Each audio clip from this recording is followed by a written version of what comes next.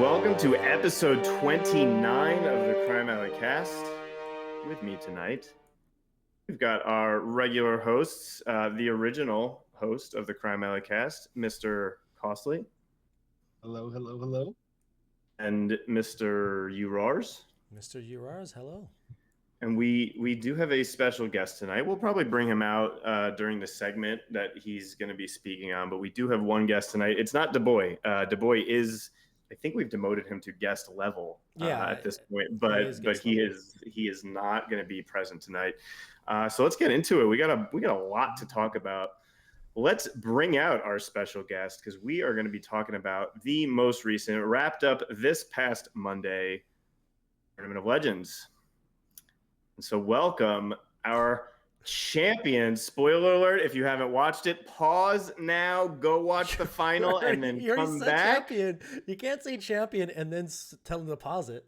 Well, there was a champion. I haven't said the name. Oh, that's right. Okay, that's true. Yeah. Well, it's gonna be in the title. Is he gonna have it in the title? No, I'll put in the title champion of Here he is. You've seen him before because he is now a 3-time champion. We're all loving him, but also sick of him, Mr. M4. Welcome to the Crime Alley Cast. Hello. Glad to be here. In his lowest talking possible voice I've ever heard. All my sound tests are all gone now. No, that's about right. All right. So are we switching the title here? What are we on? Are we on Tournament of Legends? Yeah. All right. So Tournament of Legends. Congratulations, M4. If you've now watched it, obviously you paused the podcast at the exact moment. So we'll come back to this. M4 defeated Wasar in a pretty fair sound defeat. Yep. So we'll get right into it. M4, how are you feeling about Tournament of Legends 5? It's different because I never planned to join it. Mm-hmm. I said I was done in TOL4, and I wouldn't say I deliberately tanked it. I just didn't. I just pulled random tunes, Grodd, DDK, and then say I'm just gonna play the best I can with this set of tunes.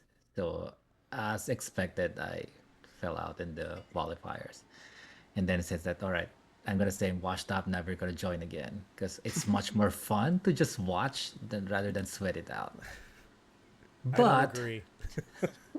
But Josh here had to change things up, and like Zubaz said, there's a lot more reasons to join DOL5, like 4 times more than it used to be. So the competitive juice in me got to be squeezed. So here I am, and I managed to squeeze through. It was close. It was very close for you making it to the finals.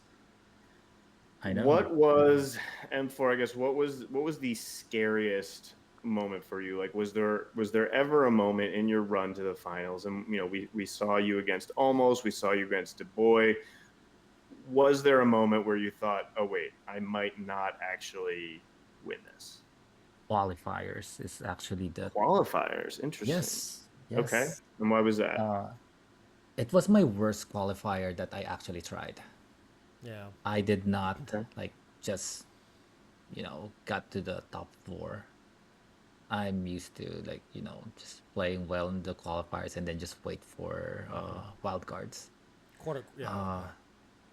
And a lot of former finalists actually didn't even make it out. Because we had what was the title I gave that guy? The Kingslayer, the back-to-back breaker. To name a few, titles that was given to that person, destroyed some dreams. So yes, I was worried because there was a lot of high scores, and I got 71 and 9, but everyone was getting 77, 75. Like, oh my god, I'm gonna fall. But fortunately, I managed to squeak through the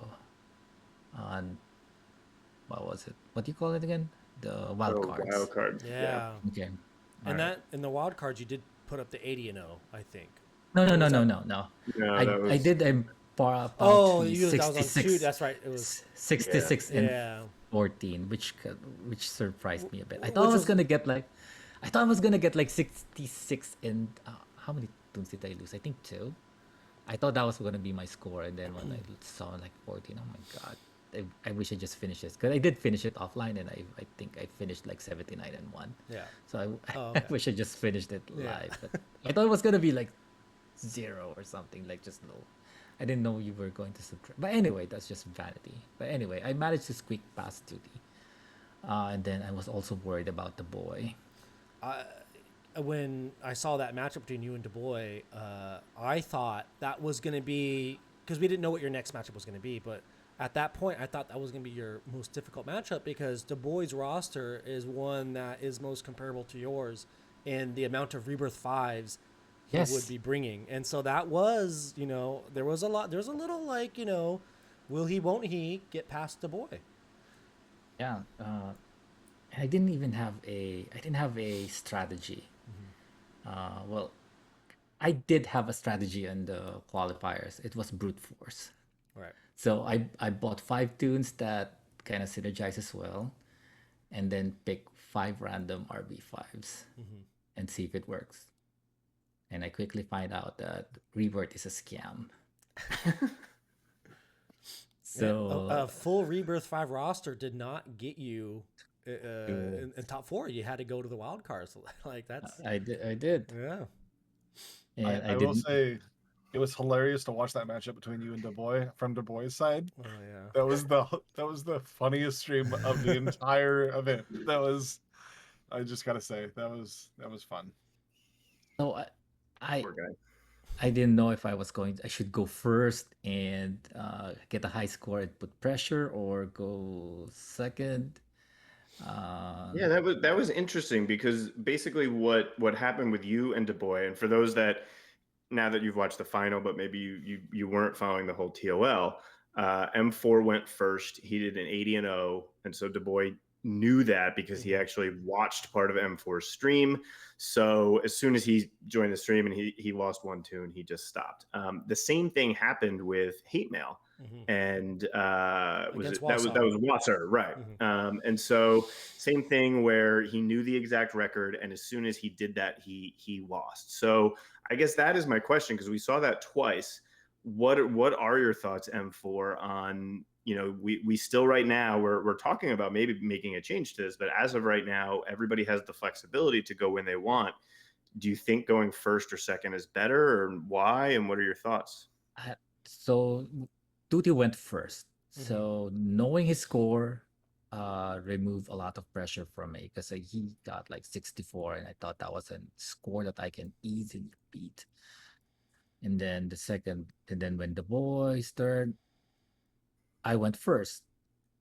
And then I was thinking, like, it doesn't really matter. It's just when I can play, where it's gonna be quiet, and I can, because it's like golf. You're not playing against the other guy. Right. You're playing against yourself. So True. in the end, I don't think it matters. Okay. Just play your game and get lucky with your board, and hope that your tunes can counter what you get. Yeah. Now, how do you think you would? It was like you said, you knew 2D score going in, so you were less pressure because you knew that you could beat that score, or you felt confident that you could beat it. Now, what if 2D did put up a 78-2 or something? Like, do you think that would put pressure on you during your matches to then be more like, I need to 100% know that this is going to be a 3-star win. I'm going to go 4-0 this match. Do you think that would affect you more? Or you would just be like, hey, No. I'm going to play how I play. Before the match, yes, because that's what sucks about TOL, the planning part. I hate having. I told you this before. Tell me this. I don't mind. I don't mind playing the 20 matches. Because if I were to choose a tournament, I would just like, all right, here to 10 tunes for everyone. Go play. I would absolutely love that, because when I'm in the moment, I can just focus and then just like do it. So when you ask me like, would it matter during gameplay? No, I would just focus on the match, tune everything out, and then just play. But before the match, it's like nerve wracking. If duty went like 79-1, it's like, God, what am I gonna do? But then when it's game time, it's game time. It's on. Right. Okay. And so, well, I'll ask this too, because there were some competitors that they would allow their counterpart to go first, but they would then ask like specifically no spoilers, like don't let me know. 2D went before you, but you did know about his score, Yeah. so you would do that every time, you think? Yeah. Why would I Yeah. not want to know? It's Yeah, I mean, information. Information yeah, is power. that's Alright, true. That's yeah. true. Because you would know if you need to risk something. That makes You sense. don't have to. You don't need to win 3 stars Right. all the time. Because given your roster and the enemy, it happened to me in like, I think in the wild cards where I know, okay, I don't need to beat this 3 stars. I just need to sacrifice a tune, and I can beat this. I don't have to refresh. I was going Right. to That's ask you part of it. about that strategy. I think you were the first person to use that strategy in this TOL, because I don't think you. I'm not sure if you did in 204, but like you said, you went into a match knowing you're going to lose a tune, but that tune would, as a sacrifice, enable you to then win the match. It's a And chess match. yeah, You don't have Yeah. to like Mhm. have all the pieces. You just need to Right. to have a good, decent score. And Yeah. if a choice between 3-1 and a risky 4-0, I Mhm. would go 3-1 because I Right. know exactly what's going to happen. Right. And it's same thing with the refresh too. I remember there was a moment in Almost's stream when Almost was playing Pingzo, and he was getting. It looked like he was about to get really hung up on a match, and he kind of weighed his options and was like, you know what? I think I might have.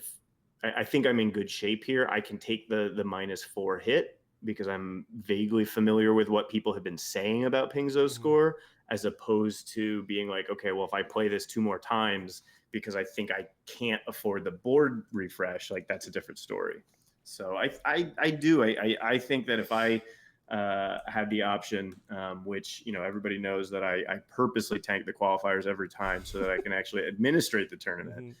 That if I were in that position, I think I would want to know the person's Yeah. score as well.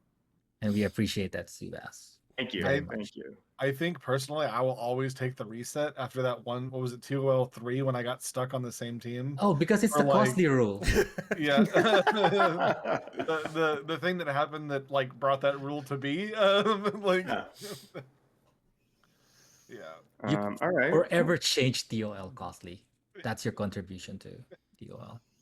And so, all right, let's talk a little bit about the final then. So, I'll say first question is we know that the final was longer this time with the 30 matches. What's your thoughts on that? Wait, 25 to 30. Let's get, because I think Yeah, people think well, the finals five more I matches. think people think the finals is 20, and then but the finals has always been 25, but now it's 30. So M4, what do you think? So what are your thoughts on the 30 matches, M4? Josh knows exactly. And Zubaz too. But Yeah. first I off, don't, I think it's a great idea. If you're not playing, because I think it was pointed out before, the third board is pretty much a gimme Mhm. because you can cherry pick the 5 easiest. Right. There's always 5 you can easily beat. Yeah. But now, given a full board, now you have to face everything. Like, there's always going to be those 1 or 2 tough ones, and even in this finals run, the last 2 I had, I think I lost 2 or 3 tunes or something like that. Mhm. So I would have had a higher score. It would have been a record, right? 99-1. Right. If it were 25 matches. So it was a great change, unless you have to play. Because, all right, so people were thinking, what is this guy thinking? Like, looking at this match, and it's easy. Like, what is M4 thinking? Like, why are you taking 5 minutes to go into the Oh, on what the seems like- the Etrigan match? Oh, yeah, the Yeah, that was so weird. Yeah. that was the first board, because you know how I play when I look at a match, I I'm kind of like Doctor Strange. It like look at all the possibilities, Uh-huh. and there were so many. I was like, oh, God, this is easy, but I can see how this can go wrong. It's like, so that's why I'm running the matches in my head. There's so many variations. It was like, okay, can I lose this? What's the best option? Because you're always looking, because you have 10 tunes, you have to run the 4 against this. What's going to happen? 4 turns in. What if I switch this? So that's what's running in my head. So what's my best? I was like, this is too much work, too much variation. Let me deal with something else that is more predictable. It's not that it's hard, it's just that there's so many things that could happen. So that's why. So by the time, so it wasn't painfully apparent because during the third board you were just like fast for I was at 1.25. But if you played at normal speed, it wouldn't be that much slower because I was just like, oh I just run the first turn and was like, it's gonna work. Play. I'm tired. I think I have a decent score enough that even if I screw up, I'll be fine. If he beats me, congrats. But I'm not gonna do any more of that gymnastics that I do every Right. match. So Think long, think wrong, you know, and think Yeah. short, think well, smart. I don't agree with that. Whether it's All long right. or short, when you're wrong, you're wrong. Wait, before this next question, we talked about it. You and I have talked about it off before, and we talked about it a little bit at the start when we were setting up for this stream or for this podcast. And there was in the semifinals, you versus Almost Deaf, which when it was sized up, it looked like this was going to be to me a big one. Like this was going to be a big decider of how the rest of the tournament may go, because Almost Deaf had a monster roster. He has the skills, and Almost Deaf has always shown that he can put up big numbers. And Mhm. during his run, Almost Deaf's made a mental mistake and Yeah. put out a combo that is prohibited in the TOL, and because of that, suffered a -4 for losing the match because it's an insta loss, and And then then the penalty. the -2 penalty for using one banned combo, and because of that, you were able to you defeated him because of that score. Now I asked you before. I said, and you're the one that pointed it out during the stream, and I asked did. you before, and I just want you to go on record here for everyone to know. Did you know he had the wrong team at the start and waited for the match to end? Because once the match ends, that's it. The penalties are valid. But if it was caught middle, he could have restarted the match. So did you know? And did you purposely wait till the end to let him know that he had goofed up? Uh, the moment I typed is the moment I noticed it. You would see in my, I think I said, ooh, Mm-hmm. Yeah. that's an illegal combo. Yeah. It Because was quick. It I was wasn't, back-to-back messages. yeah, I wasn't thinking. I just saw, because I was working. So you know how I kind of like work and then have it on the side. That's how it is. And then I looked and it was like, ooh, that's an illegal combo. And it was like, and after I typed that, I stopped and like, shit, I shouldn't have said anything because he could have done it more times, For and sure. Right. that would just like nailed final nail. Well, more nails in his coffin. Because if he did that again, and because he didn't notice, Right. he didn't notice. Nobody did. Nobody noticed. So if I just shut up and then tell Josh at the end, hey Josh, he did this a few times. Yeah. But then I was like, yeah, I already noticed it, and I was like, fine, that's okay. I didn't even know the penalty. I don't know how much it cost him. I just at the moment I just saw it like, ooh, that's illegal. And then yeah, there it was. I would Why say do that's you the hate more almost? fair sportsman way, though. I would say, I mean, it's If I was M4, the smart move would just to say nothing, let the match yeah, finish, shut and up. then blame the Yeah. judges. Blame the judges for not calling it. That's their jobs, you know. Yeah. Yeah. All right. Here's a question about the finals, and we do this every time. It's come up a bunch because I think people have been very critical of Firewings in particular for perhaps banning the wrong tune. A lot of people have always wondered, like, oh, you let Chosen have Lex, and you let Josh have Lex, and like things like that, and it you know, it's come back to bite him. So for you, in your roster, the switch that got made is he basically had a choice: let you have Nightwing, or ban Nightwing, knowing that you could bring in Aquaman. And he wound up banning Nightwing. You brought in Aquaman. How do you think that changed things for the finals, if at all? After seeing what happened, I don't think the outcome would have changed. Maybe my score might be a little lower because I would have to rely on RNG. But if you saw my prior run, which with I think two prior rounds with Nightwing, riding Nightwing, I got 79-1 and 80-0. Yeah. It depends on the board. Yeah. And well, but you had a lot of Black Flash on your board. You were. That's not a problem. I had Wally. I had everything mapped out. Whoever he wanted to ban, I would have had an answer. So M4 is inevitable. Yeah, at that point, I already, that was the time that I actually planned things out. So, all right, I'm gonna talk a little bit about the strategy going in. So, like I said in the early round, brute force, it's not gonna cut it. So I immediately looked to my heroes, the best tactical minds in the game, who have a Revert June and Kyle. If you right, the Revert 5. So I took inspiration and then took them to the finals. So I have Enchantress and Kyle in my lineup, and I think I used them. You should be proud of me, right? I was, yeah.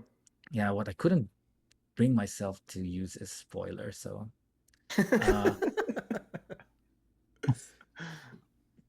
And then another thing is that Josh, I think Arceus is B tier. This is my first finals first TOL that I never had to rely on Arceus. You have a beefy. You have a big roster. You know, you don't have to bring Arceus if you don't need to.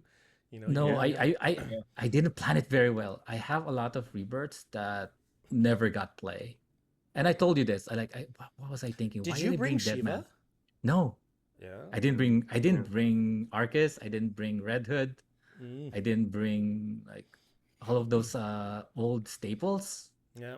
And I went for the Scalpel, and it almost cost me, but I managed to squeak through. Yeah. So Rebirth is. I mean, I think that's a good strategy.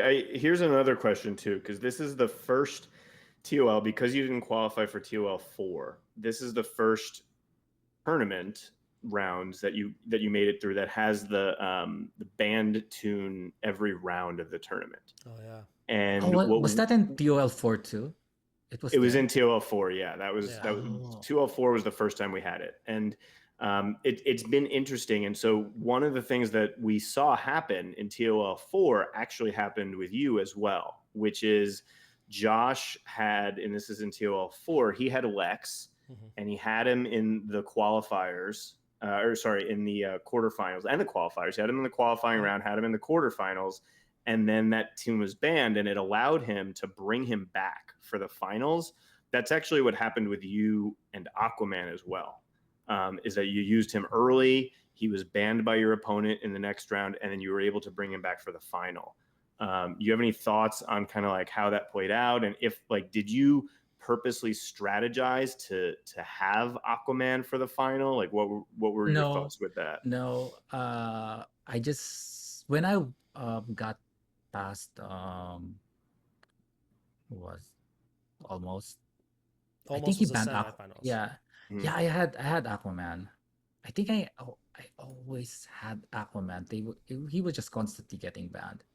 And then when I got used to not having to play with Aquaman, and was like, okay, I think it was in the semis, right? Who did I face in the semis? The semis was almost stuff, yeah. Oh, okay. So he did ban him. So okay. So I decided like, okay, I know how to play without Aquaman, and I have this redundancies in place. All right, I'm not gonna bring him. So that will make whoever I face have to think like, okay, how am I gonna screw M4? well, whatever you do, I have Aquaman waiting in the wings. But you can Right. see the synergies on the tunes that I have. If you ban Wally, I have Impulse in place, so things like that. Yeah, So I think that that makes a lot of sense. I think when people are looking at that for 2L6, that might be the best way to strategize is in this game. Like there are niche tunes to fill, but there's always somebody that's pretty comparable. So if you lose Wally, you have Impulse. If you lose Shiva, you have Booster Gold. Like there's always somebody that you can kind of backfill there. So when people are developing their rosters, is try to have two of everybody, and like then you'll be in good shape. It won't matter who gets banned, because we did see some folks like Merciless. He unfortunately had like a little bit of a misreading of the rules, but when he lost his Nightwing, that was like devastating for him. Yeah. Like he really was like not able to bounce back. And not to say that there's a perfectly comparable tune to Nightwing, but I think that there's strategies that are similar that you could be like, okay, well, if I'm absolutely going to use Nightwing, then maybe I can bring in Batgirl, maybe I can bring in somebody else that can do some similar stuff. So I think that is a pretty good strategy.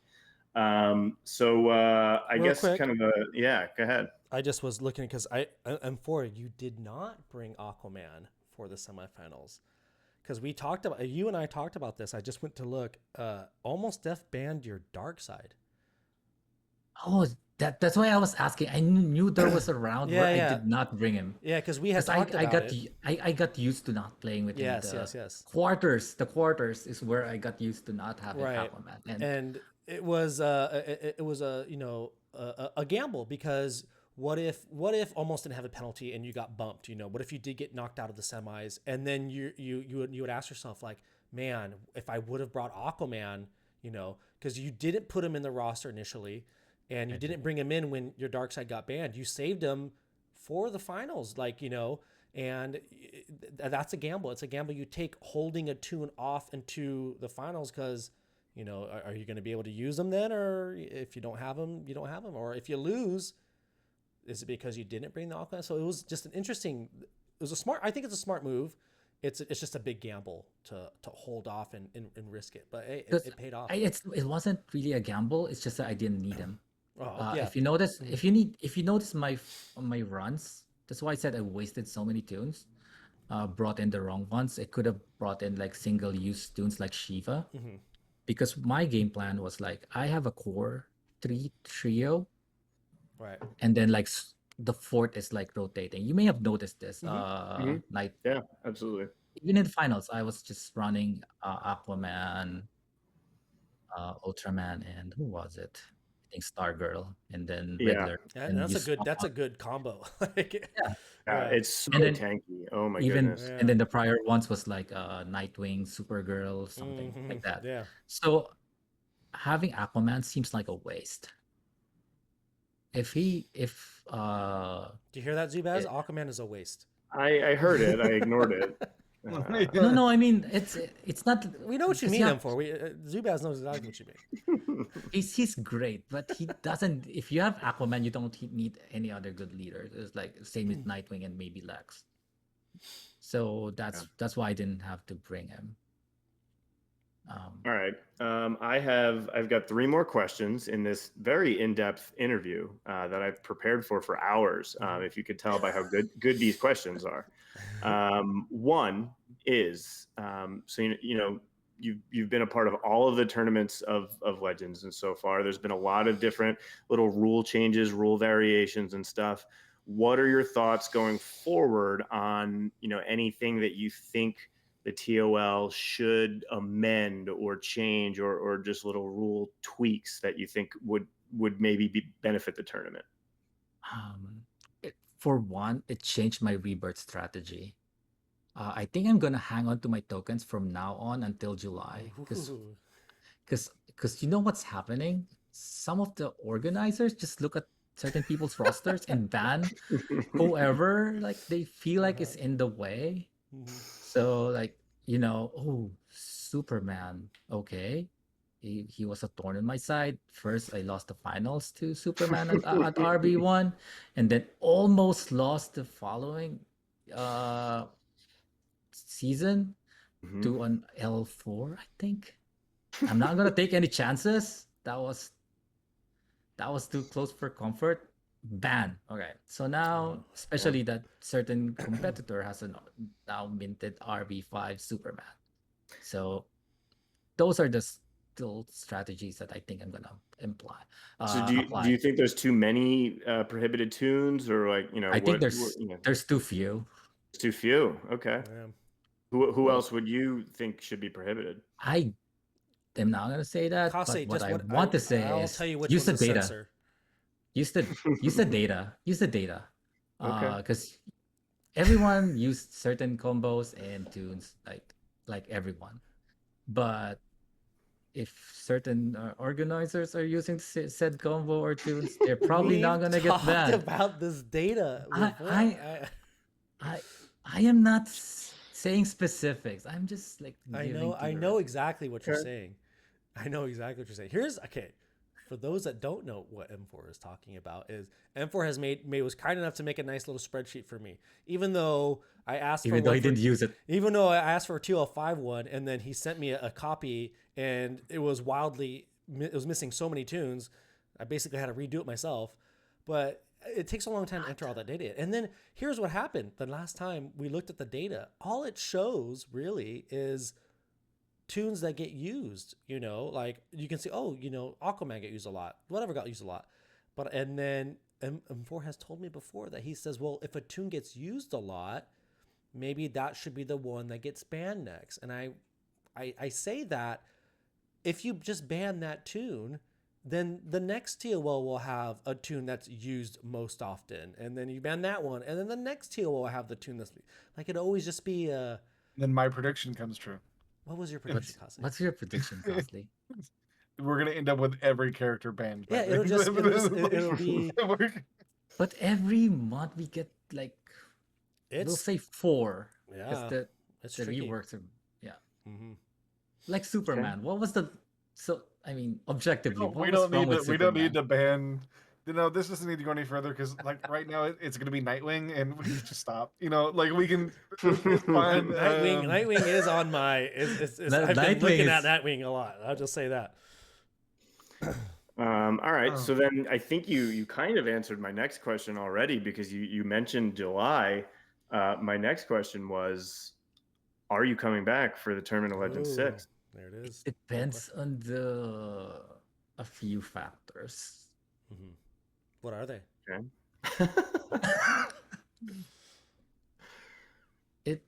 I don't know.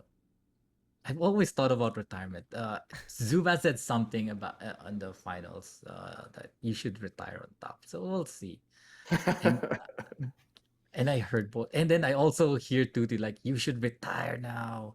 Like you should Those just are quit. coming from two different places, right? Like I'm saying you should retire, like go out on top. Nobody can ever dethrone you. You won't ever like have like a bad round.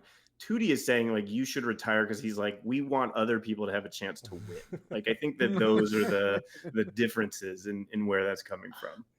TOL is luck. I mean, if I didn't use Superman, gambled, Josh could have been easily the back-to-back champion. Right. Well, I mean, he's I was not, just a though. point. I was just a point better than him, and then also like Firewings. It Mhm. was like he all basically won and then lost the last second. I Yeah. could just see Josh's face like dejected, and then suddenly like perk up and like, oh, he lost a 2. Oh my god, I'm the champion. Josh could be a So 0-time champion right now. That is true. yes, Here's what Just I like will. the rest of us. Here's Yeah. what I'll say though. When M4 comes back, is if people, I don't want people to not join because M4's in there. Like if M4's in, I'm not gonna win. And this is what I'm about to say. M4 is not to discredit your victories at all. I just want to make that perfectly clear. That what I'm about to say is not meant to discredit, but just to show people that, like you said, there's luck involved. there's a lot. In your first win against Firewings, Firewing, you both put up not the best scores. They're not. Yeah, we And ran out of tunes. yeah, and when I talked to Firewings after that, he said he thought his score was low and gave up during the run and kind of stopped caring. But if he would have like realized, if he would have stayed focused and just played straight through, he could have done better. Like near the end of that run, he was just kind of like whatever. He was Going through the motions, yeah. Yeah, just left and right. But if he would have realized that you also could have a bad round, he could have won. So I mean, you know, it would have. He had the chance for him to win there was there. The chance for you to lose, the option was there. Against you, and when you and I, your second win against me, you know, you gambled on the Superman. It paid off, but even then, it was only one tune difference. Like it could have gone either way. It's not, you're not guaranteed. And then even for this TOL, you know, handily, I think defeated Wassard. There was no question about it. But you would look back at the almost death penalty and say like, you know, if he just didn't do that one penalty mistake, he would have been in the finals and you wouldn't have. So, I mean, there's enough luck in this tournament that I always say anything can happen in the TOL. You know, if you think you're going to have a bad round, your opponent may have a bad round. All you have to do is just play your very best and hope it does well. And what you have shown so far, M4, is when you play your best, you usually win. Like you get rewarded. Mm-hmm. Yeah. There's a lot of luck. Like there is. Even almost score, even with his penalty, is still pretty high. It was a really good score, yeah. If he happened to be on the other side, he would have made it. Yeah. If he was on the other side of the bracket, he maybe would have his records would have been different. Yeah. So yeah, right. And too, like your placement in the brackets change, you know, the course of the tournament, but just all tournaments, you know, like where you're seated. I do want to say real quick that you know, M4 at the beginning of the segment made a comment about like in 2L4 that he didn't qualify, something about being like washed up and stuff. I found it interesting that you and Josh switched places for 2L5 on the champion to the unqualified. That was interesting. Oof. All right, so let's just go ahead and move on here. Last question, M4, on the Tournament of Legends. Oh, you're back, Costly. You had a little camera problem there? It was weird. I don't know what happened. M4, you did win the second largest prize in TLL history, which, you know, last time we did have the $10,000 prize last time.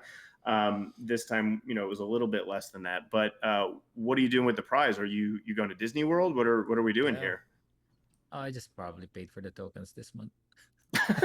This is just rights to get right back into the game. Perfect. Yeah, like I said, anything that goes through the streams, like this prize, it just goes back to the game. So okay, I don't have to dig from my kids' college fund. So thank you, Josh. All right, perfect. Yeah, so that is my in-depth interview with M4 about the Tournament of Legends.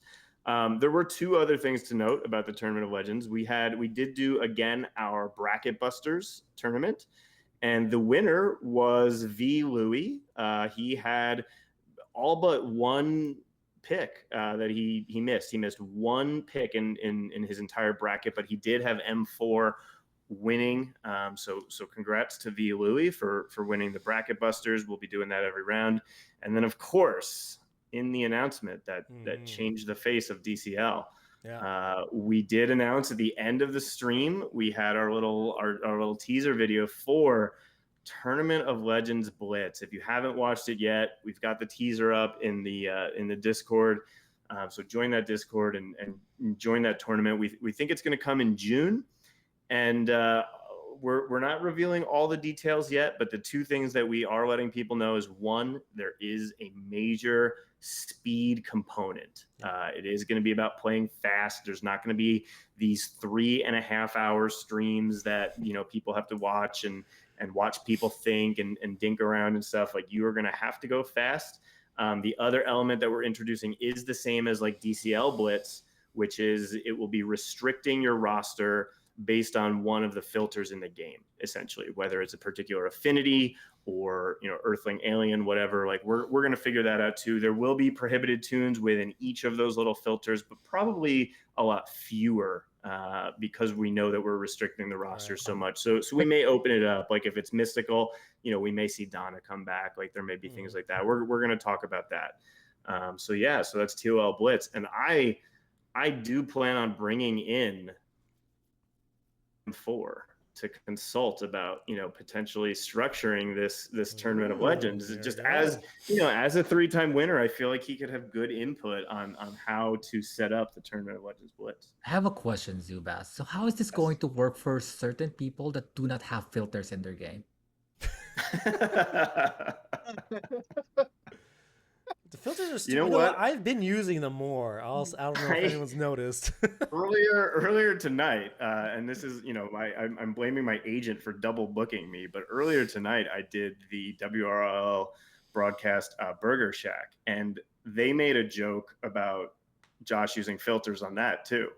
So that, I guess, is just like, that's like the common joke, is we're all just going to make fun of Josh. The filters are dumb in the game. They're opposite of what I'm going to stop there.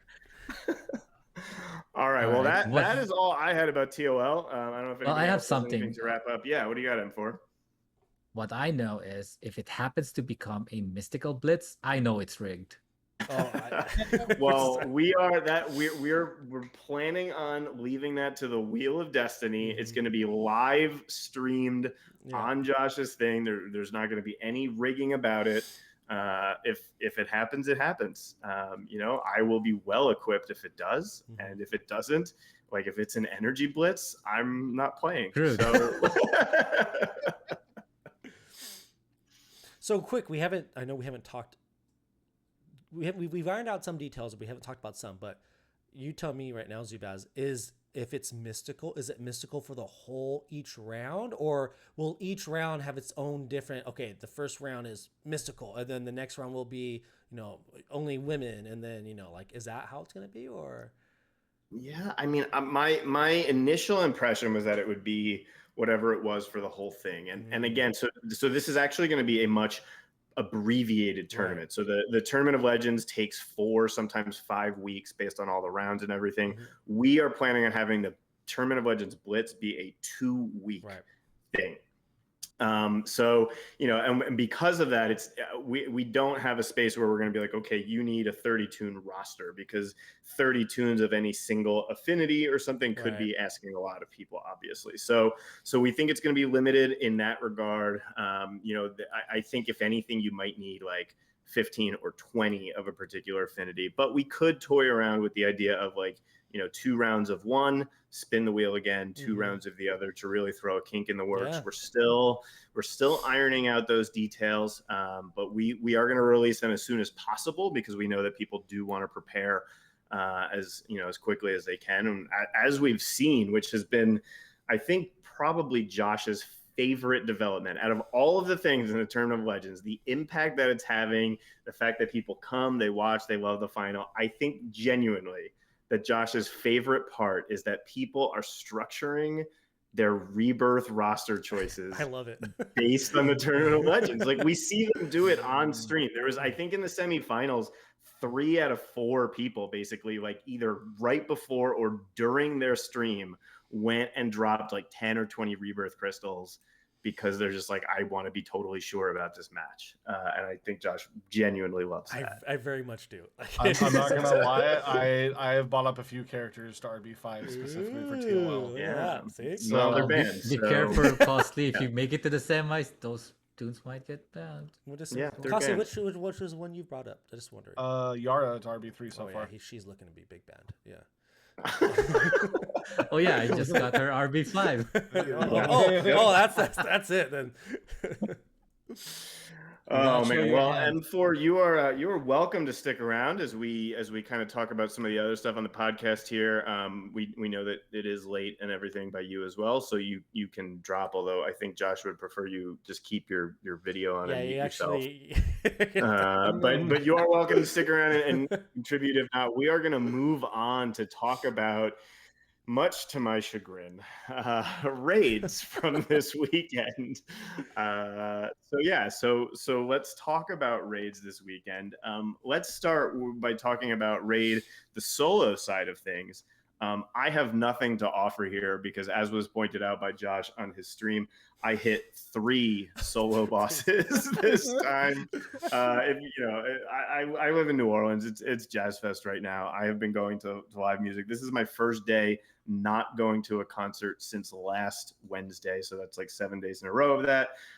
So there was no chance that I was doing any solo raids. I just did my alliance stuff. So you guys take it away and tell me how it was, if there was anything other than Kyle Superwoman, and how quickly it went for you, and anything like that. Kase, you feel it. How did you do? I just did Kyle Superwoman, but I probably did this the fastest, and I'm actually gonna take that little other one and move it up here because it fits better here. That last one we have on the outline there for the raid recap, and that was a big reason why I got solos done faster. Was my buddy Crisis, who he plays Raid Shadow Legends with me. He just joined the game this month, and he hit 500 million on his 16th day of playing in the game. Yeah. He happened to join like 3 days before the last Tapjoy event started, and he's played before, but like he made a brand new account, and so he bought up pretty much about 1 million gems, and just went hard. Like his goal was to hit gear 11 by the time raids happened, because he wanted to go to gear 11 and be up here with everybody else, and he hit 500 million, which was crazy. So there was a lot of times where like me and him were just sitting in chat talking to each other. So I actually ended up hitting solos the earliest I've ever hit 500 million, which was like midday Saturday, and it was a breeze this time. And honestly, it almost kind of made me sad that like I didn't get to see day 3 of solos because it was so easy to kill those 150s. Like it was just one-shotting them. Like last raid, is the 150 boss, is it always blue? It's always blue, yes. Yeah, so that it just it makes it Which so easy. Something I did this time too, and again this I had said, and I think in our previous episode, that I was changing my rebirth strategy. And so for this month I had an RB1 Darkseid and an RB1 Lois. And I will be buying Lois up to RB5 next month. Or this month. So so I'm changing things around, and that I could honestly see a difference because I know some people weren't quite hitting the one shot with Lois, and I was hitting it every single time. So I could see even that little bit of a difference with an RB1. But overall, I mean, it was really easy. Like the solos, it's boring and it was fast. Like yeah, even me for me, I was able to finish 500 million Friday night very, very quickly. I also noticed that this one came down to, in other raids, it's either Darkseid Lois, Kyle Lois, and then maybe I'll have like 3 teams, and one for reds, one for blues, one for greens. But I noticed that even now, Lois still, even against the green 90s, it was, you could still run it, Kyle Spectre, Kyle Lois, but I only needed the 2 teams, and it was Kyle Spectre for the 130 boss, and then Kyle Lois literally for everything else. And it makes it such, like, I don't know, it's just a breeze, I guess, to go through if you just have a big Superwoman. And then, so I don't know, it just easy peasy raids, I guess. It's either this or Trigon Superboy Prime. So I think that's always changes, so we'll see. Who knows? I wouldn't be surprised if they start bringing out a new boss or maybe change one where it's hard to do. Like, you can't just go out there and trot out Kyle Superwoman. You have to do some sort of combo, but it's always figured out, and it's always, The only other boss that kind of throws like a problem in there is Scarecrow occasionally. Yeah. Just because Terra's there too. But it's just if you miss a couple hits, it could just completely throw off your one shot or something. You know what I mean? Like it could.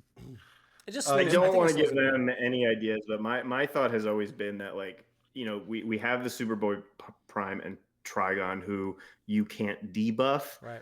I've always thought that there should be a boss that doesn't allow you to buff, basically, which would that would eliminate Superwoman, that would eliminate and Spectre and all that stuff. Like you'd actually you would probably have to use the bonus tunes in those scenarios. So I don't know who they're saving that for, but I think that's the next move. I thought that maybe Mongol was going to come as a raid boss. Giving them ideas. Yeah. Hey, I don't care. I don't play the solos, so what do I care? All right, so we talked about the solos. Let's briefly talk about the alliance boss situation. Quick shout out to the 1500. I know, and that's for those unfamiliar. That is the alliance that all three of us are in here. The 1500 lost some pretty heavy hitters over the last several months. We had Chosen left, Empowered left, M4 poached some of our owls, or some of our 1500 members for the owls. So we lost Vagrant Soul. We lost a lot of heavy hitters. And when they came around, and that every month right before raids, they do the raid preview and they talk about how they think all the alliances are going to do. They grade them. They give their predictions. Vegas has the odds and everything. Mm-hmm. People were really counting out the 1500, and we had a Zubaz, sorry to interrupt. Yeah. I was just going to point out that 3 out of 4 cast member are ex-owls. So who's poaching? Again, not poaching, liberating. We've talked about this many times.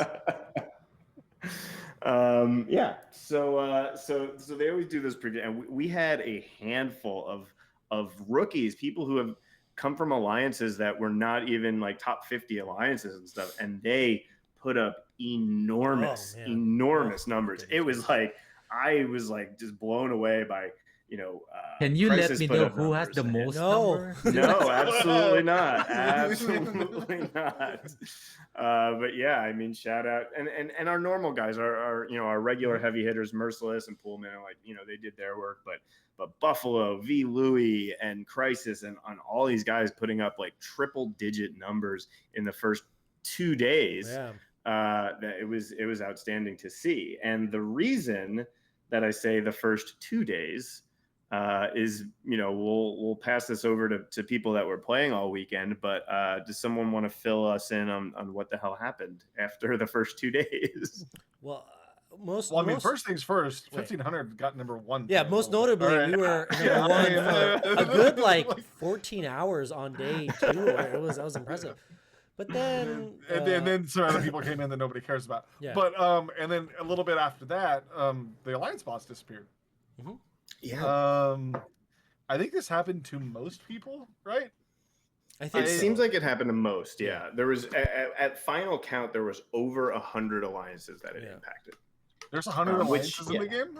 Yeah, that's what I mean. I mean, it was enough that we were just like, oh, I didn't realize. And the thing for me, so because I'm like a mod on Reddit, and because some people know that I'm in the NDA group and everything, like I was out at the festival, and all of a sudden my phone is blowing up, and I'm like, what could possibly be happening right now? And I look, and there's all these people messaging like, hey, my alliance boss is gone, like what do I do?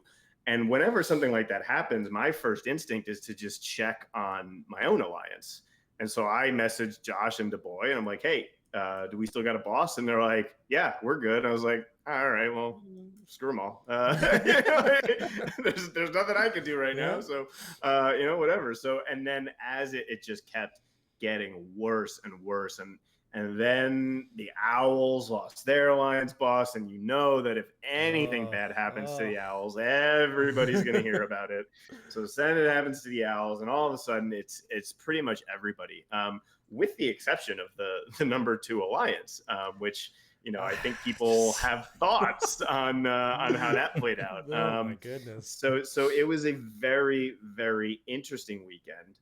I mean, I don't know. Do you guys want to talk about like the ceasefire and all that kind of stuff? Is that worth addressing? Well, we know both of you guys have very strong opinions on it from Monday's stream with Josh. Yeah. And I have a countering opinion, probably not as counter as M4's opinion might be, but I think that like if they want to agree to a ceasefire, like that's between them to be able to do that if they want to agree to it. But it's like at the same time, like my philosophy on it was like, I get where everybody's coming from, where like it sucks. Did your alliance boss disappeared, and like a lot of people, like this is one of the things that people look forward to every month is raids. Like especially like the lower level alliances, like they look forward to this because it's like they don't spend any money on the game, or they just buy the head start packs. So an extra 6 to 12,000 gems is something they look forward to. You know what I mean? And so it's like I could see them being frustrated that like the alliance boss disappeared, but at the same time, it's like the way that I look at raids is because, and especially the 1500, we're a lot more like as long as we get top 50, we're cool. Like we don't care where we land and everything. And so it's like I look at the alliance boss as an XP mat farm. Yep. Because I need the, like for like, and especially with the problem I have with XP mats, I need them really bad. So I was really looking forward to day 3, to be able to just, I was going to go super hard. I wanted to hit over 1,000 bosses because I've never done that on any of the alliances I've ever been in, and I really needed XP mats, and so I was just going to go hard. That's part of the reason why I got solos done so early on Saturday, is I was going to go for it. And then like I got 20 bosses in and our alliance boss disappeared. And so that sucks. So it's like I get where people are coming from, but at the same time, like you got to understand that like for me, I wasn't be hitting alliance boss out of being like, oh, we're gonna pass these people up and get in the top 10. I want my XP mats. And so it's like it's kind of like for me, I need those every month. Right.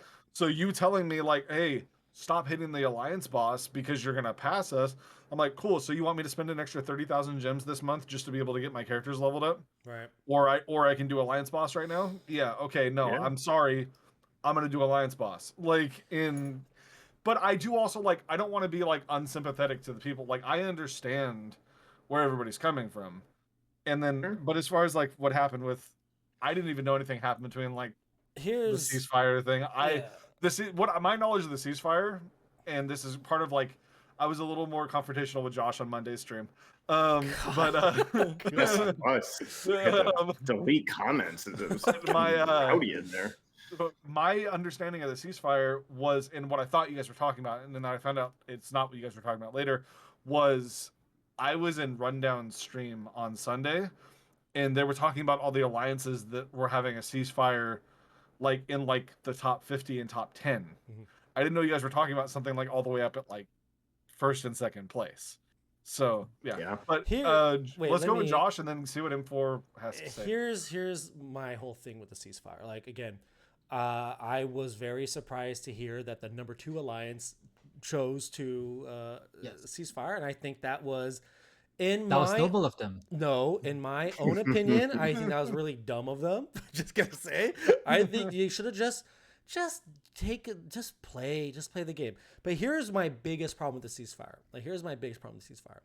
Also, I don't think the alliance is dumb. I'm not saying that. I just think you should just go for first. Like, who cares? But doesn't matter. It really doesn't matter if you're first, second, third, 10. It's all the same, honestly. But here's the big problem I have with the ceasefire. And this happens when there's this sort of, and I don't mean to use this word in such a negative way, but this sort of collusion going on where, 1 through 10 all agree to a ceasefire. And then, they start shunning and shaming and throwing insults at the alliances that don't want to participate in the ceasefire. And then it becomes like, they want to move up into the top 10 because their bosses aren't gone. They're going to keep playing. And then they get like, oh, you guys are, poor sportsmen, like this is not honorable, not noble, all these words start getting thrown around at these alliances that are just playing the game. It's just a game. But a ceasefire only works if it, was game wide, if the game shut off for everyone or WB steps in and says, we're turning off alliance bosses for everyone. We'll, do something to and you don't need a ceasefire then. But what I'm saying is I just don't like this idea that if an alliance doesn't want to participate in something that's going on, that they're now the bad guys. Like, no, like I think I heard the convoluted alliance got into 10th. Yeah, they got into 10th because of it. And then, oh my God, they're the worst people in the world now. Like their alliance is full of people that blah, blah, blah, blah. And I just think that's so silly that happens. Like I don't think there should have been a ceasefire. You'd like to say, well, if they all want to agree to it, then fine. But that's not how it works. You can't have the top 10 dictate what the rest of all the other alliances do and or how they should be perceived if they do it. So I think with that being said, there should never be a ceasefire. If this happens again, just let it go. If you don't get the rank you want to get, it sucks. file a ticket. Hopefully WB steps up and does some compensation. But aside from that, no one remembers who was third 1 month and fifth another month and 10th. It's only about 2,000 gems more, one more rebirth crystal. Like, it's really just let it go. Just don't turn this into a my alliance is noble and good, your alliance is bad and takes advantage of other people's like, that's what I don't like about the ceasefire. That's what I was my big thing. But before you go in for I totally I see what you're saying, Josh, and I understand. I agree with it mostly. But I also think that one of the aspects there too is like with the way that we look at raids, like 1,500, like it doesn't matter as much to us. Where it's like these people, like this is what matters to them in the game. You know what I mean? And I don't agree with the bashing at all. Yeah. Like that's no. Like but we should all like. You said it's it's what matters in the game. Like it's I mean I play this game just as much as anyone. I mean I stream this game hours a day. Like I do a lot in this game and I still know it's a game and I just don't like when so many like emotions and tempers flare over things and then other alliances or other people in the game take that backlash or even if it's well deserved, the Reddit mods get backlashed. I just I like to they deserve it though. I'm just saying. Yeah, absolutely, 100%. Yeah. But it's like it's one of the things like too that I don't know if it's like from being in the Owls, like I have this perspective too. Like they put a lot into like they really care about getting first every month. And they put a lot of time and energy and money into it. So it's but so does number 2. And so now they have to stop because something unfortunate happens to number 1. Like they have to, and then if 2 stops or if 10 something bad to 10, then 11 has to stop, and then 21 and 22 have to like. It's not just the next. It's 11, 12, 13. It just always goes down. There's always someone, and I just don't like that. A ceasefire means that there's bad guys and good guys. There's the noble and the bad. It's just, I think it's a crappy situation they got put into that we never should have been able to. This never should have been a thing. Honestly, it sucks. And it sucks that we're in it. And it's like honestly, what should have happened is just like everybody just do their thing and let WB compensate. Yeah, like when the weekend went through is honestly what should have happened. Different things happened and everything, and it's like at the same time, it's like I don't want to like bash on anybody for even asking for a ceasefire either. You know what I mean? Like it's.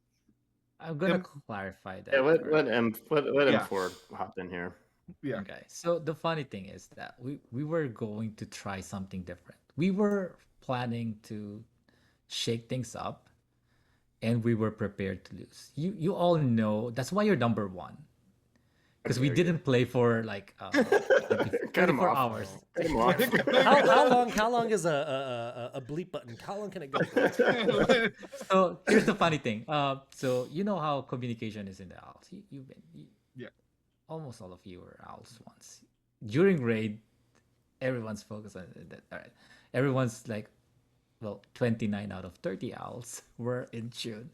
Nobody plays, okay? And then there's certain someone that played and did not get the memo. We actually booted him, so he could put up points. Ooh, who was it? All right. Dish. Why? Because this is a podcast. We want to, gotta get viewers in here. For. Let's not. No, we don't have to name. Yeah, we don't have to name names. Anyway, so we didn't play for 24 hours. Okay. So then day 2, we kind of like, do our thing. And after, I don't know how many hours, I think between 8 and 12 hours or something, we were back on top. And we were just discussing like, oh crap, if we were at second when this happened, then too bad. Well, in hindsight, was like, yeah, I mean, we were prepared to lose anyway. Okay, so around, I don't know, halfway through Saturday, I think is when it happened. It stopped and then was like, okay, I wasn't in leader chat, but Ballsy was sharing what's going on. I think Kingdom of Atlantis, shout out to them. I know you don't agree with it, but it was their decision to say, okay, we want to beat you. We want to beat you fair and square. We don't want to win in this way, right? When you're down, like nobody can play. Okay, what we're going to do is get as close to you as possible, and then stop. if some other alliance decides to pass you, we're gonna beat them. But we don't want to beat you this way. And I was like, okay, cool. That's noble of them. They didn't have to. If they decided to go, it would have been cool. I mean, what we're gonna do? We're gonna whine about it? Nah, it's okay. But they offered it, of course. Thank you.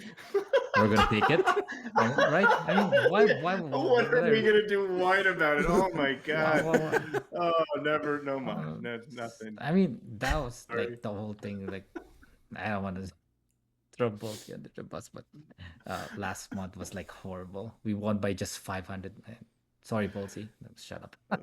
Anyway, so we were prepared to lose this. So, but they offered and was like, okay, cool.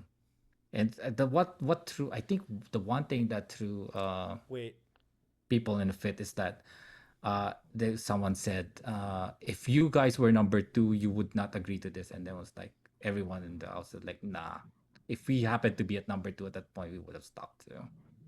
M4, who's more noble, the alliance that offers to stop, or the alliance that gets the offer and says no, do your best, go ahead and pass us and enjoy the rewards that you, because it's a significant amount of gems, another rebirth crystal maybe, I'm not sure. Like, why didn't the owl say no? We've been number 1 every time. Go ahead. We understand that we only lost because of a glitch, but go enjoy the spoils. Why wasn't that offered? I can speak for 1 out of 30 owls. Well, no, your voice is you are the I'm just a minor hooter in the alliance. I'm just noisy, but my voice is just a 1/30th of an alliance. But that might be more noble. But I don't know. I was actually full disclosure. I had a nap. I woke up and then like. I think like that was one of the things that upset the owls the most is that they had to spend time with their families on that Sunday. That's a big change for them. No, I mean my thought was generally, I mean, I think everybody has kind of articulated like all sides of the argument.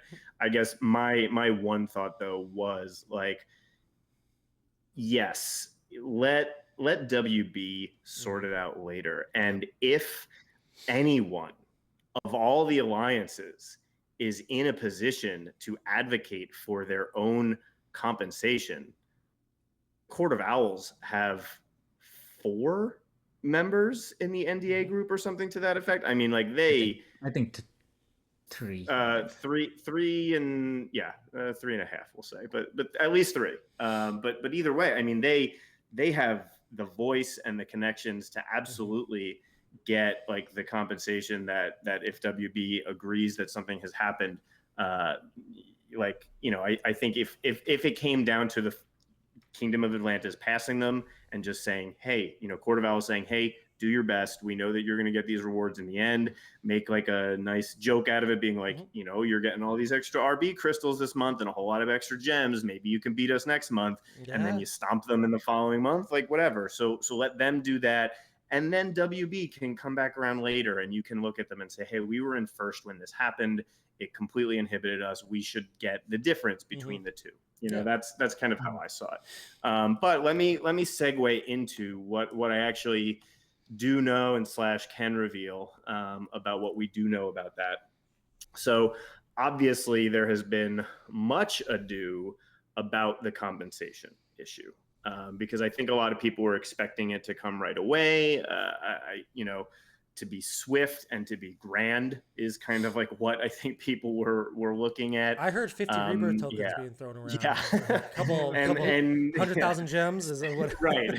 And are they gonna triple the rewards? Like so what we got, and for those of you that are blissfully unaware of any of this, is a very select random group of individuals that we have not been able to like find any rhyme or reason to got 2,500 gems, but the vast majority of players that were impacted got nothing.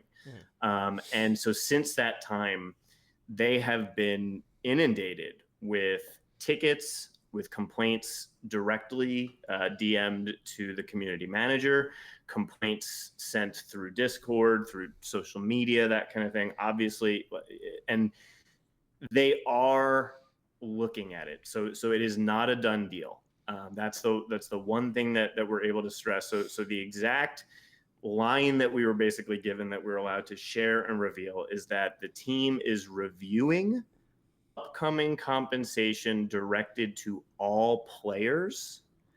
They do believe that it is going to take until Friday of this week. So by the time this podcast comes out, which is likely on Thursday, you might have one more day of waiting. But we believe a solution is kind of imminent. They also plan on making an actual announcement to accompany it, and not just send out a bunch of rewards. And that's kind of all the details that we have been kind of cleared to pass along. I will say, just from my end, we have argued about this and we have put this forward multiple times per day, every day since Saturday when it happened. And one of the things that me and another member of the group did is we basically came up with what we believed was not only like a fair and reasonable amount of compensation, but that it was based in like logic based on what people lost out on. Some people will say, I want 50 RB tokens or whatever. And then you listen to somebody like Costly who makes a ton of sense, which is, I just lost my monthly XP mats farming, And so I think people want the moon, when in reality, it's like what you really lost was mostly the gray XP mats that you lose every month. So we put together something that we felt was reasonable and advanced that forward. We're not at liberty to discuss kind of what it was, or because we don't want people to come back and say, well, why didn't you get this or whatever? But we did at least provide a suggested remedy. We hope that they come through with it. They were very receptive to it. So I would expect something to come down probably on Friday, but if not, then very, very soon. And just keep in mind, this is just one side of the story, because what's probably happening in another side of the story, and this is what most likely is happening, is the NDA group is doing nothing. They are putting their heads in the sand, and and this standard NDA stuff. Whatever you want to believe. Well, let me say this too. There's also the difference between the NDA group, which I just revealed is doing something, but then there's also the Reddit mods who are actively working against the NDA group. Like the Reddit mods are deliberately obstructing the process. They're trying to actually divert the compensation directly to them, as opposed to being distributed among the community. I talked about this earlier on WRL too. Yeah, you did, and I was not happy that it got revealed, but now it's out in the open, and we can't put the toothpaste back in the tube. So, yeah. We did almost this exact bit on the Burger Shack today, and Burger was like, we really need to pause because we don't know that everybody knows like your sense of humor and that this is a joke. Like, we need to put a disclaimer that you guys are joking, and I'm not putting that disclaimer on this episode. Everything that we just said is true. That is all that I wish to talk about for raids and compensation, and that it would be the last that I would love to mention Reddit for the rest of at least the next week. But if anybody has anything further on that, if not, I say we hop in to actually talk about this month a little bit. Yeah, I think that's great and everything. I just think what they honestly should do, 100 rebirth crystals, number one. And then number two, it's just, I think they should just give first place alliance to everybody, right? And just bam, there you go. There's your compensation. I'm just kidding. Because people are actually gonna want that. No, how sweet would it have been if the raid bug happened when we were in first? Oh my god, that would have nobody would have heard the end of it. I'll tell you that right now. Absolutely not. Yeah. Oh my god. Of all the alliances to have the 1500 beat the owls, that would have been. Oh my goodness. All right, well, let's briefly touch on, we've got a new month in front of us, and I'll be honest, like, I don't think of the three of us, none of us have Ursa or Mongol unlocked or even usable. That's right? I just unlocked her today. Like, all right. Well, why don't we save that for the next episode? But we can talk about Superboy and Captain Atom, obviously. So why don't we get ahead of the ball, talk about the reworks, but let's save the new tunes for next episode when we actually can talk about them a little bit more. So Superboy. What are the thoughts there? Josh? He's great. What did just happen? I just dropped. Okay. I think Superboy is super good, and good lord, he hits very hard, and especially when he doubles up with that very hard hit, it's impressive. And if you watch my streams, you'll notice that in the most recent stream, if a toon is gonna die during Siege, it's probably gonna be Superboy, because he's, I think the joke was he has Kryptonian offense and then human defense. He seems to be a little squishy, but I do like his kit. I like the stuns on the basic. I like the buff. He buffs on the basic. He buffs on his 2. I like the purge. I like the selectable AoE stun. Like, he has a great kit. It's just, you got to protect him. And I've said many times, I think the Siege is kind of a stupid Siege. I think the bonus tunes don't really work that well together. But I was doing some matches outside of Siege and Wraith, and you know what happens when you put him under Barda? Superboy does significantly better, much more sustainability. He can keep himself alive because of Barda, and it just, under Aquaman, now he's crit immune. Like, it's just, Superboy is really good, but I do think that he needs a little protection. And maybe he's probably the best example, or maybe not the best, but one of my most glaring examples of, if you were to rebirth this toon to a decent level, you solve the squishiness problem, and now he's just this monster. So I've been thinking about rebirthing him, and if he has a 6-day, I might take him up to rebirth 4 or something. I was thinking about possibly rebirthing him, but I wasn't sure until. He's part of the Trinity or whatever. Yeah. And I wasn't sure until I faced OC3's RB5 today, and that completely changed my mind on, yes, I will be rebirthing him, because that he was in. I mean, he had him under Aquaman too, so it was like it was. He was a force to be reckoned with. I'll just put it that way. Yeah, he's great. Just a little behind the scenes stuff, just a little bit. I mean, when they sent him to us, one of the biggest changes that the game had already made was adding the stun to his basic. And when we saw that, we really wanted to basically just amplify the stun aspect of his kit, because at that point he had a stun on his basic, he had a gated stun on his AoE, and it was like, let's just make some fixes here. And so we did. And so that passive is really the biggest change, the fact that he gains the strength ups. The obvious comparison was Killer Frost, but a physical version of Killer Frost as opposed to the intelligence ups that she gains. And so that was a killer suggestion that got made. The AoE was something, and I've seen some of the NDA members kind of take credit for certain little things here and there, so I don't mind saying so the AoE with the 3 stuns, that was something that I put forward, and when we make these suggestions, they do not have to accept anything. And I did not think that they were going to give us a selectable stun AoE that put down 3 stuns, but we put it forward. We explained exactly why.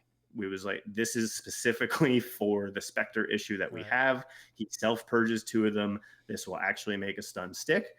And they bought it. They loved it. They put it in the kit. And that was like, it was one of those things that just made me so happy to see that you can actually stun Spectre now on like a AoE selectable stun. So I think he is going to be a very, very good toon.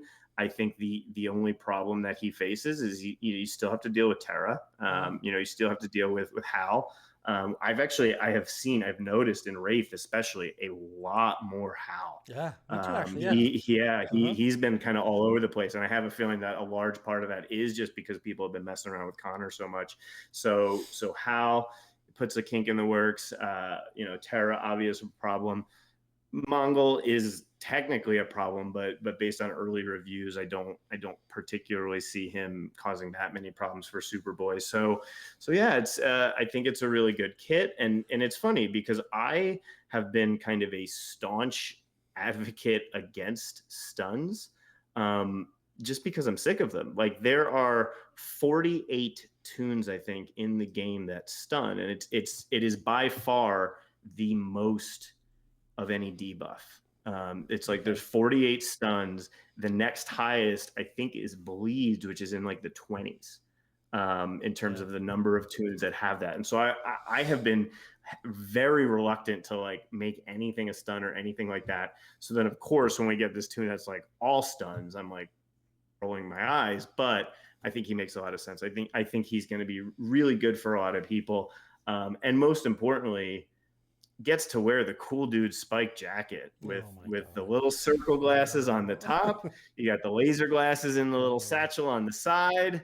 Looks like the coolest dude ever. How do you look at him and think he's cool, and then look at Jessie in her super sick dork? Oh my god! I've never seen someone try so hard to look so cool. Like a jacket. Pull it off. No, come on. I love his skin. His skin's great. So good. I've talked about this. I love the skin in the comics. I don't like it in the game. So good. It's too good. That's actually probably the problem. It might be too good. I definitely agree with you on, like, we have so many stunners and it's kind of frustrating, but it's also kind of cool to have like the physical version of Killer Frost. You know what I mean? And so like that's dope, because not a lot of people use Killer Frost, and she's a little more outdated, so she's squishy and stuff and everything too. Even more than like Connor is squishy in the same aspect. You know what I mean? Like, she's a little further because she's outdated. But she's also fun to use though. And so like he very much plays in the same way, that he's a lot of fun to use.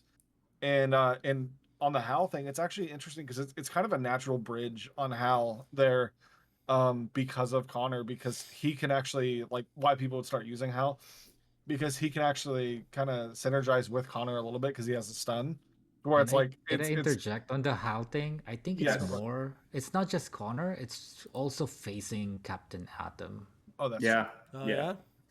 Well, what's your opinions on Connor, M4? How are you feeling about him? Pretty much what you said. He's RB5 worthy. I'm contemplating, but like I said earlier, it's devastating to RB5 attune this early, because you run the risk of getting prohibited. Yep. But in all seriousness, I just want to know if he's gonna get the 6th day. That's pretty much it. But Captain Atom getting a 6th day.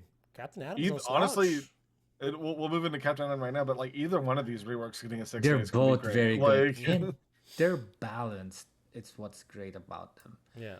They're not just you slot them in and they magically work. Right. I mean, they can, but you won't get the maximum mileage out of them. If you want to use Connor effectively, you would either have, like, I don't know, use a cheetah to give him the strength ups that he needs to unlock his kit, or have a faster stunner. And he does counter Spectre, but he is still slower. So you still need to have the proper friends for him in order to do the job, which is, I think, is great, because you don't just slot this tune and then you magically just solve all the problems. You still need to synergize. You need to craft a team around. Is it possible, especially with the ADA group helping, that WB has finally figured out actually how to counter tunes instead of just making something that's the antithesis of the kit? I think they just get lucky, because sometimes I hear, this month is going to suck, and then we got 4 great tunes last month. So I think they just throw something on the wall and then see what sticks, and then they would just like alternate turns, taking credit for, I did this. Right, that's fair. All right, well, let's talk about Nate Adam, otherwise known as Captain Atom. That's actually his last name, and that is very stupid. Well, why don't we start with M4, since he's still with us? I actually wasn't sure if he was still chugging along. What are your thoughts on Captain Atom? I think he's amazing rework, because he went from like borderline use. No, I'm not gonna. He's trash before, because I mean, the first disease tune I understand, but dealing one disease, Yeah. it's not gonna cut it. Uh, but now he's amazing because he's slow, but it doesn't matter if you don't uh the if you don't fight him the right way, you're going to get messed up really bad. Yeah. You're going to not just be swimming in diseases, you're also going to get TM down, int downs, and strength downs. So you have to plan accordingly. You know how you don't want to hit the enemy team with punchline? It's going to be worse if they're together because you can't AoE. That combo together is just awful to deal with. Yes, his main problem is his squishiness. But at RB5, I just shudder to think like what he can do. Once he retaliates, that AoE hits hard. Yeah. Costly on Nathaniel.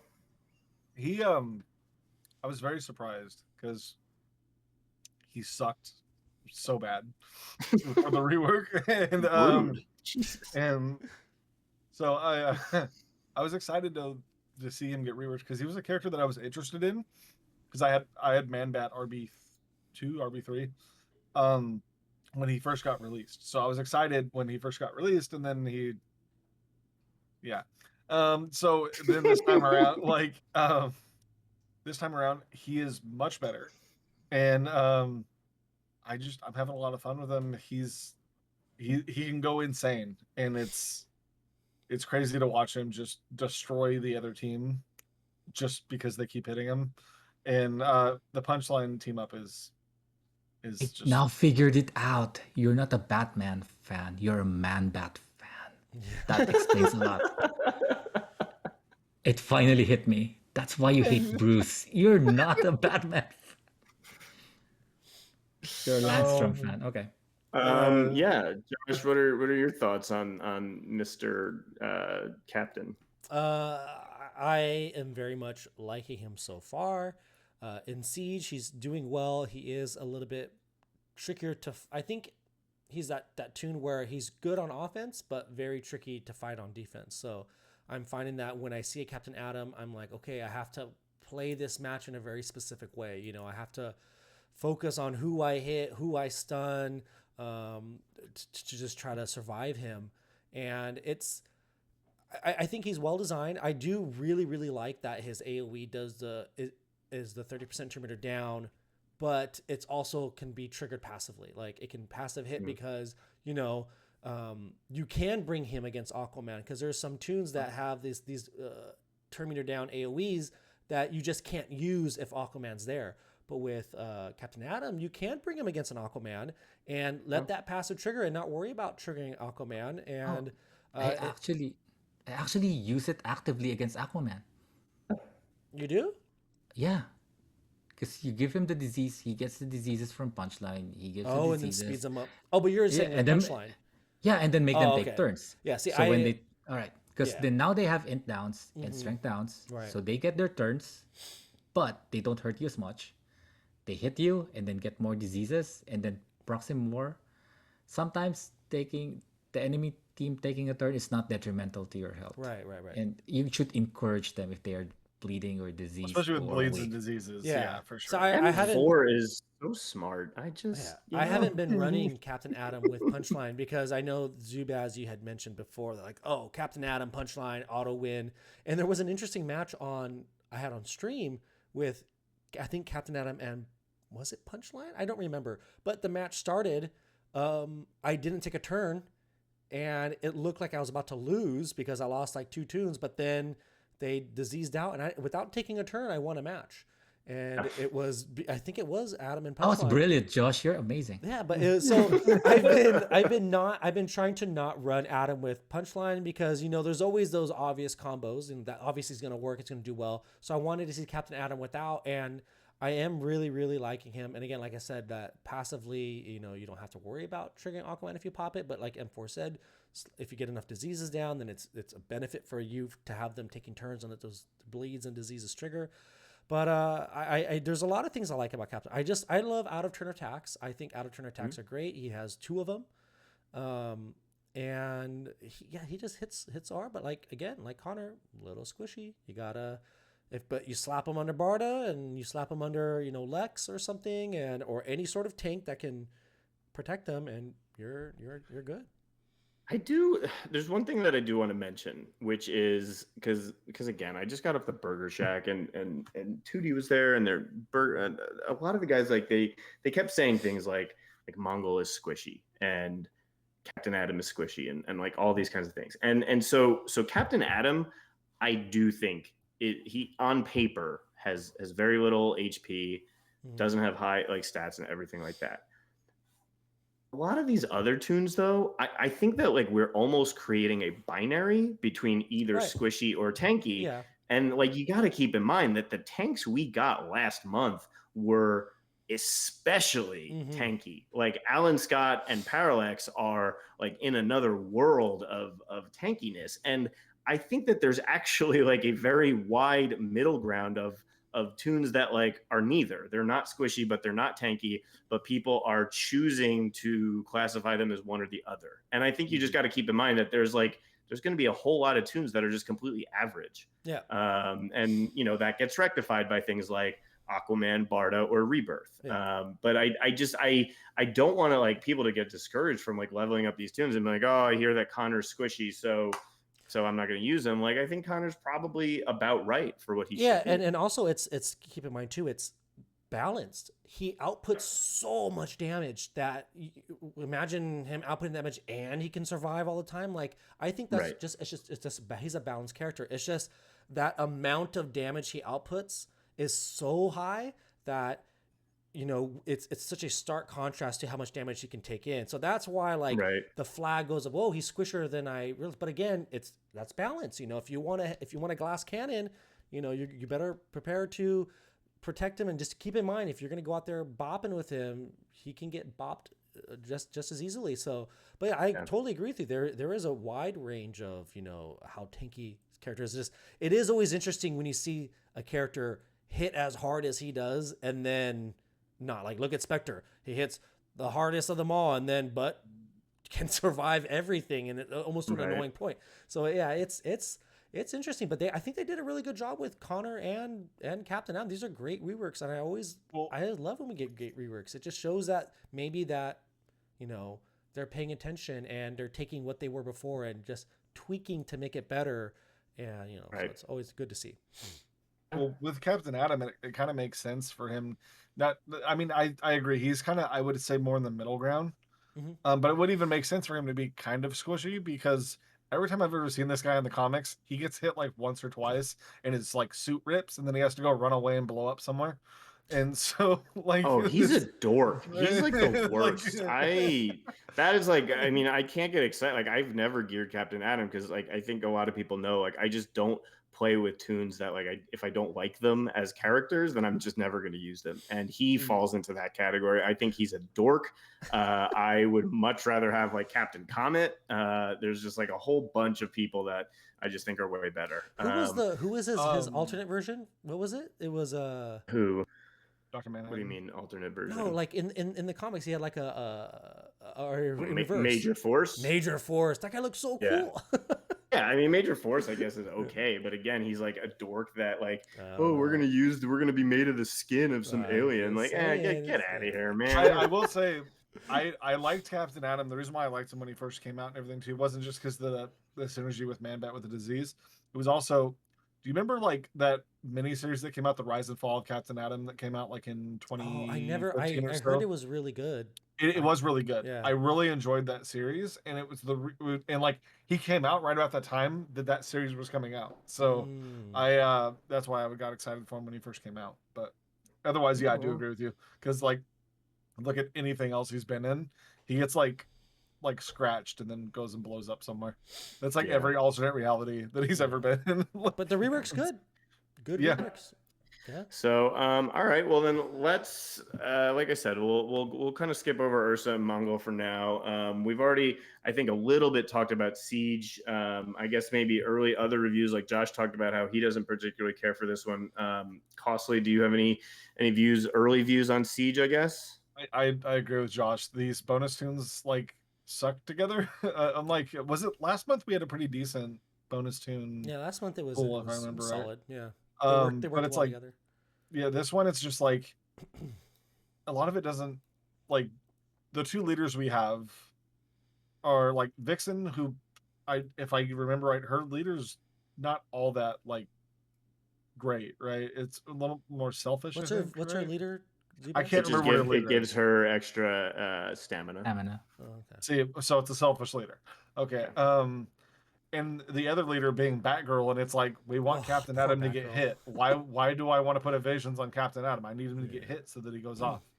And then it's like even in that same like it's just some of the characters like stun, some of them don't, and it's like there's not like a theme here or any kind of synergy theme or anything where it's like in previous months they've done a pretty good job of having like it be pretty well synergizing and like thematic. Yeah. I think the most interesting months to me are when it's thematic and it synergizes. Yeah. So two things. I do disagree about the synergy because like if you look, a ton of those tunes have stuns. So Superboy, Mongol, Bloodsport, Vixen are all stunners. And like I think that's part of the synergy that they were creating there. Now you introduced Batgirl as an evasion tune and Owlman to counter her as an anti-evasion tune. I will say that maybe an earlier version of a bonus tune. I won't say anything about who or what happened or whatever, but I think an earlier version. Well, too bad. Give us how about a subtle hint that doesn't reveal too much? Here's a subtle hint: is that somebody else had evasions or hit chance downs in their kit, and they no longer do. So there was a little more synergy at one point between one of the tunes and some of the bonus tunes that were there. And M4, do you know who he's talking about? No, M4 knows nothing. M4, you can say you're not NDA'd up. M4 doesn't know anything. You're not NDA'd up. M4, we'll take a guess. M4, who do you think? Based off the subtle hint, who do you think he's doesn't talking matter. about? It doesn't matter. It doesn't matter. It doesn't matter. You know, I'm a journalist, and this is I'm trying to get the information to the people, and this is how I get handcuffed. All I know is that it may have made a little more sense, but I do think that there's synergy there, even with that change. I think that there is synergy there, and I think one of these struggles that people are having is that they simply don't have these tunes. People slept on Bloodsport. Nobody even post rework really did much with Vixen outside of me having her RE5 like a doofus. I think people didn't really deal with her. I think Batgirl is popular, but is a little power crept and is easily defeatable. And this siege is such a bad showing, and I'm already envisioning the WRL tier list just slamming her, saying that she's worthless when, like you said, she puts the evasion ups on the team. Even it's only like 3, but Owlman makes it so you makes your team can't hit or can't miss. But then Connor can't miss. Connor can't miss. Captain Adam can't miss. Bloodsport can't miss. You know, they all might have a can't miss. Who does? So I think Ursa might have one. Yeah, like see, it's just like this is not. she is not going to do well in this at all, and so that's where it's like they have synergy, like you said. Oh, they can stun together, and then there's the opposites. Batgirl puts evasions, but then Owlman counters it. Well, they all also counter her, and I just think that. You can make these teams work, but you're just not getting running 20s is going to be probably out of the question. I would have preferred to have seen a different leader than Batgirl. Me too. I don't think Batgirl should be part of this one. And then you're looking at your 18s are going to be risky because you either bring in a tank and then have Batgirl as your lead, that could work. I've made it work so far in this siege. But it's either 18s or you go for 16s and then bring in another tune to really help Connor or really help Captain Atom. And then that's where I see this siege as being more less 18s and 20s, smarter 16s should be the play to go. I've been doing a lot more 16s, occasional 18s. Like, last word on this. We'll ask the person. He's currently in 6th place in Siege, and overall, he's now actually only the 2nd highest Siege winner of all time under Sheriff Lobo. It's not even worth mentioning, honestly. There was a time when he was number 1 or tied for number 1. I can't even remember how long ago that was. All I know is that he no longer has the most, which is, if you're not first, you're last. So basically, honestly, we're all the same, equal footing here. Other than all the Siege costly, winners are obviously. yeah. But but that being said, M4. What do you think about Siege right now? So it's horrible. So the 4 other bonus, the non-reworks and non-new tune, are so much weaker compared to the new ones that came out. If Connor or Captain Atom just looked at him funny, they die. Yeah. And so and they're so dangerous that people tend to bring their strongest dudes to defend them, like Superman, or of course the Spectres, and of course your L5 Bloodsport, if you even have him. It's not gonna stand any chance of surviving against those your siege tools, right? So that's why it's hard to use them. I have Vixen, and it's so hard to use her because this is a red heavy. If Connor decides to AoE, she's not in leader, which you probably wouldn't do. She just dies. Yep. So it's really hard to use the other 4.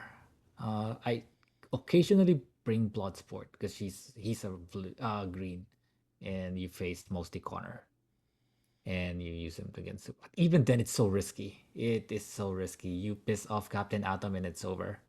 Like those bonus tunes are not gonna survive.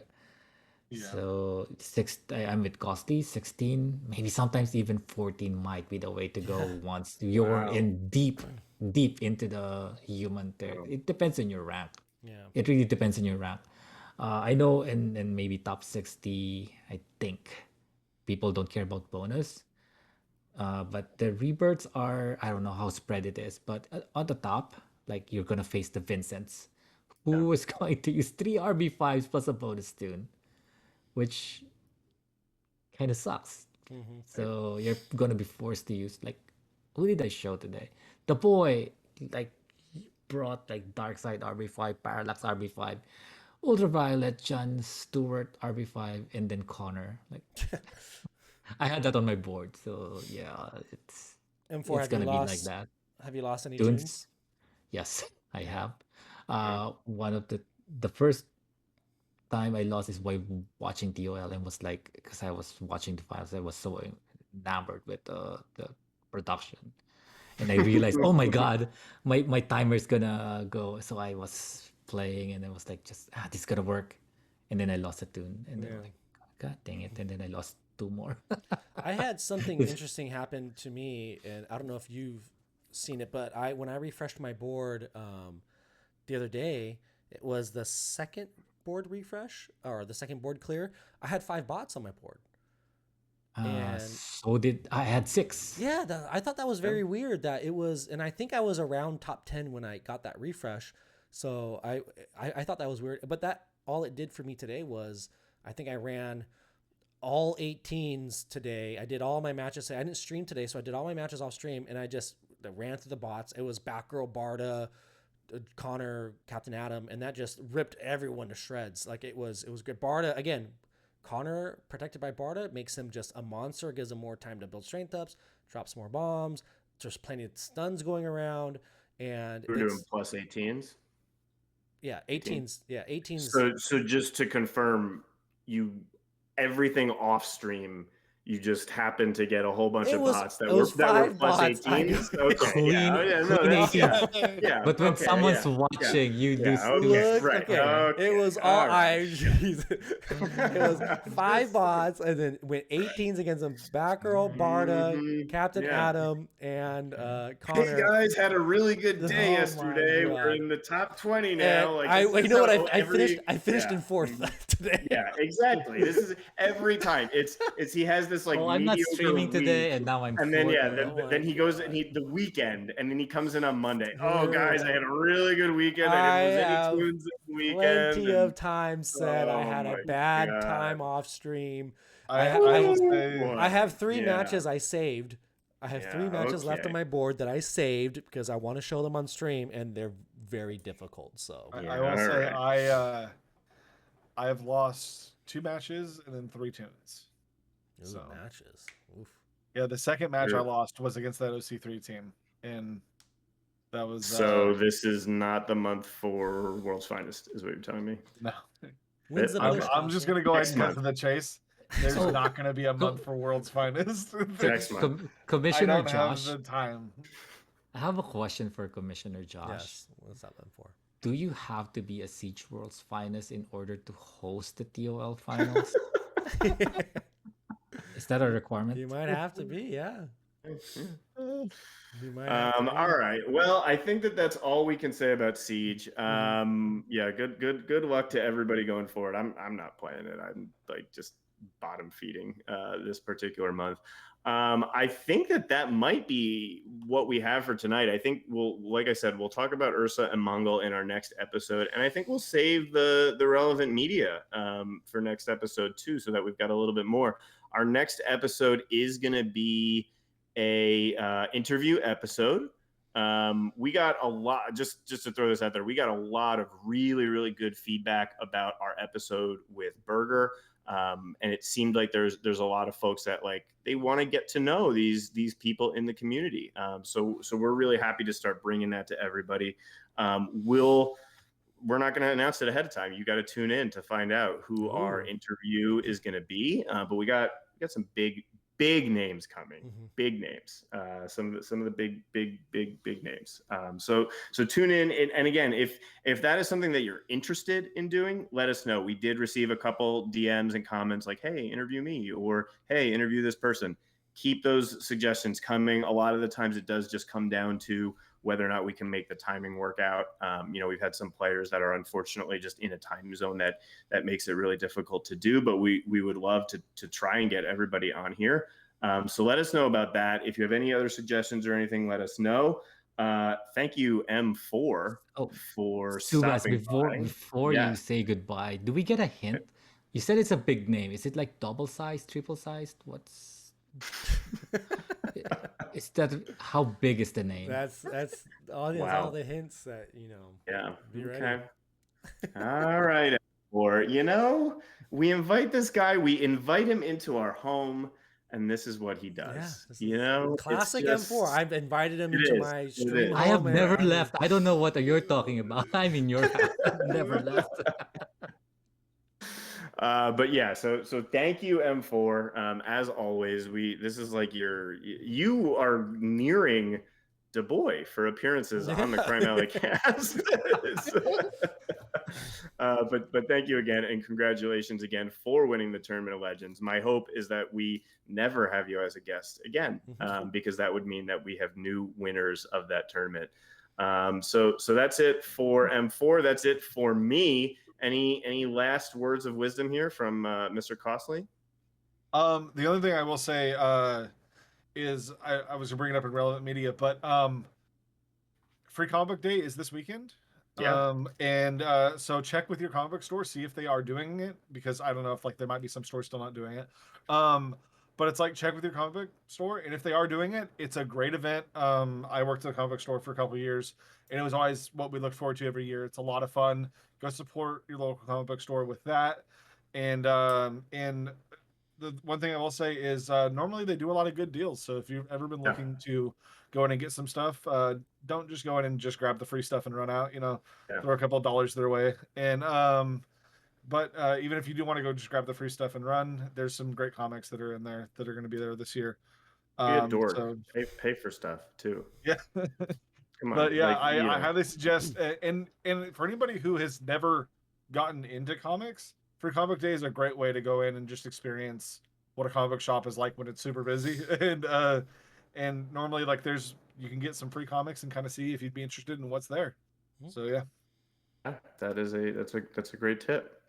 Mr. Joshua, you're going to tell us about the Kentucky Derby field coming up, or what do you have to offer us? I literally wasn't listening to the word Costly said because I was trying to think of something to say. Wow. And I got nothing. Nothing. This is monumental for two reasons. One, that you're just not listening to Costly. That's horrible. But also two, it's really a rare instance that you don't have something to say. I don't know. I have nothing to say, you know. Oh, well, that's a good sign. Then that means that we did a full episode and that we're done here. So thank you all again for listening. We'll kick it to DuBois for the outro here. And we will see you next time for episode 30, our big 3-0 coming up next. Yeah. So big interview episode for episode 30. Thanks again, M4, and we will see y'all later. Crime Alley Cast is out of here. Bye. Thank you for watching the Crime Alley Cast. Hit the like button and tell us what you thought of this episode in the comments below. And click the bell to never miss a future episode. If you want to catch us on the go, check out the audio version of the podcast, available on Apple Podcasts, Amazon Music, Spotify, and Podbean. Each of the hosts are also available live streaming DCL and other games throughout the week, and be sure to drop by and say hello. Links will be in the description below, and I'll see you next time.